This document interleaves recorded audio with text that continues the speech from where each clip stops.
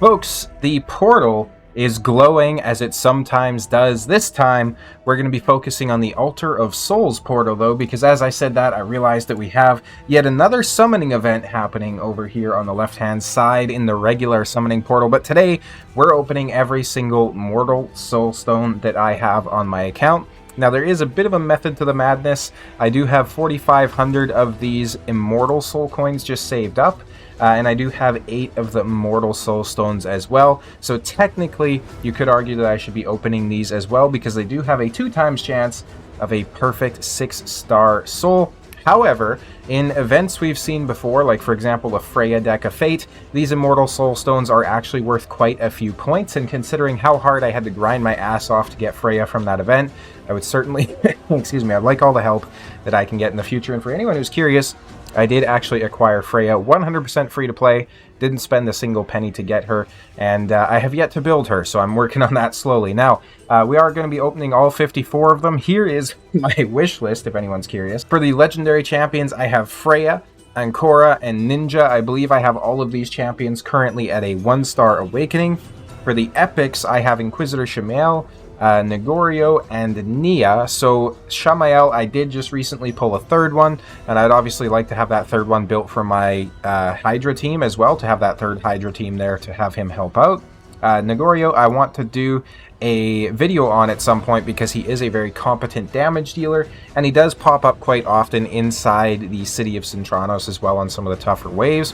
And then Nia, because she is in my Trunda team, she has an AoE A1, having her high awakened with cruelty would be absolutely fantastic. For the rares finally, we have Coldheart, Eris, and Apothecary. Now Apothecary, I do believe I have a fairly high awakening. Coldheart, I already have one at 6-star awakening, but I have a 2nd one built and she's only at 3 stars, so I'd be very happy to get the next one up.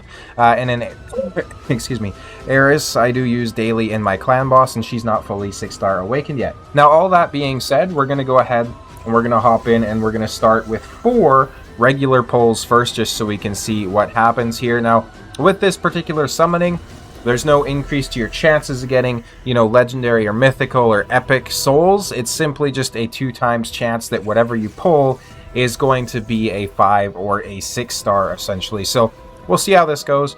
For the most part, 6-star souls are very impactful on the account, even if it's just on a rare champion.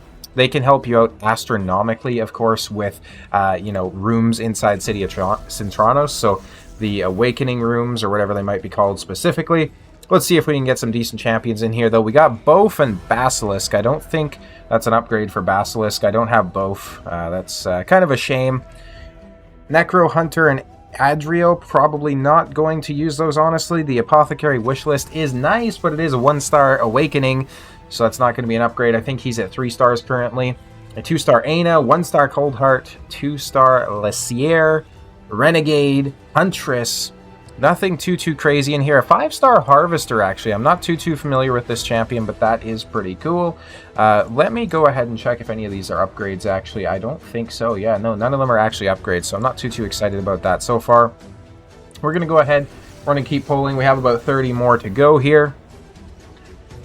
Bunch of rares so far. There's a legendary. Is it something good? It's a 2-star Freya. I think that's actually an upgrade. Another legendary, a 2-star Stultus. I don't have Stultus, unfortunately, but at least I can sell him back and get some additional resources from that. The 2-star Freya is actually pretty darn nice, though, because like I say, I think I only had her at 1-star, so that saves me waiting for the shop rotation, which is absolutely huge. 5-star Alika, excuse me, would be exciting, but I do think I already have a 5-star Alika.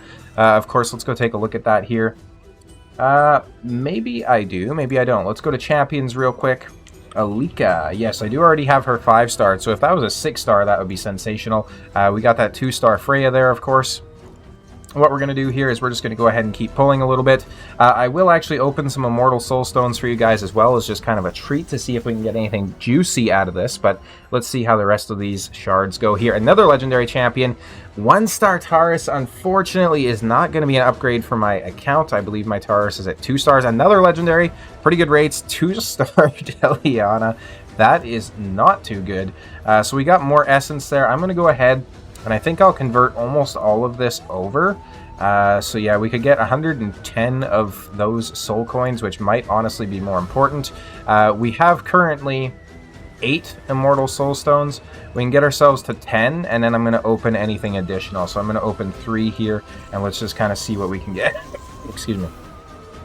Now, there is the 2 times chance, of course, of 6-star souls, so I'm expecting some big things here. Apparently, it's seen fit to give us a 4-star rare soul, though, which is fantastic. We got a legendary coming in. It is a champion I don't have at a rank on the Awakening that I don't really care about, so a 3-star Robar is a bit disappointing.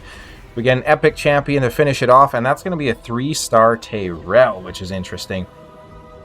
I'm going to go ahead and I'm just going to open the 2 more so that we can get ourselves to the free coins there. I forgot what those particular ones are called. These are the Eternal Soul coins. Excuse me. And with those Eternal Soul coins, I'll actually have enough to go ahead and purchase one of the big boy stones. Now, we got a 6-star Steadfast Marshal. I can't imagine me ever using that on my account, though. These particular soul coins here, so the Eternals, I don't think these are really used for anything apart from like the Eternal Soul Essence, which I'm not really too pressed about. So let's open up one of the big boy shards and see if we can get something juicy to finish it off. It is an epic, unfortunately. And it's a Kellen 6-star. Interesting. I don't actually have him built. Some people in the comment section were saying that he's pretty good, though. So let's go take a look at him real quick. Kellen the Shrike, I believe he's from this faction. He is. So A1 attacks 1 enemy. 50% chance of placing a weaken. A2 attacks 1 enemy 2 times. First hit, 100% chance of decreasing their turn meter by 50%. Second hit has a decreased speed, and then he's also placing a perfect veil on himself. AoE damage increases by 5% for each debuff on the target.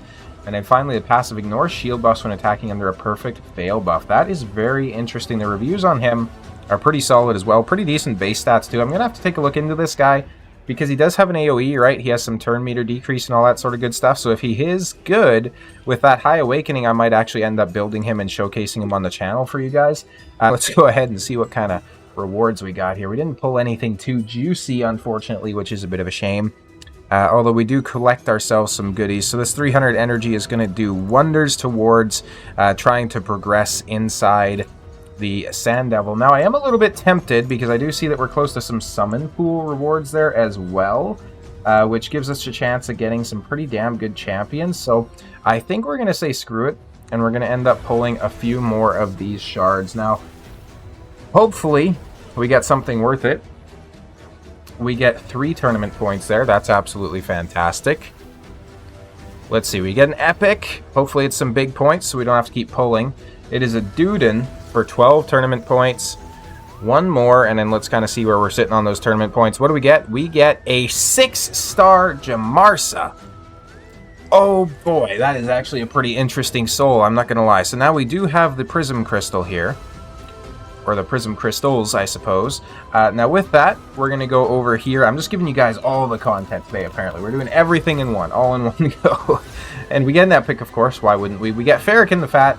He'll be an empowerment champion at the very least. Make my Fire Knight hard team a little bit more consistent, hopefully.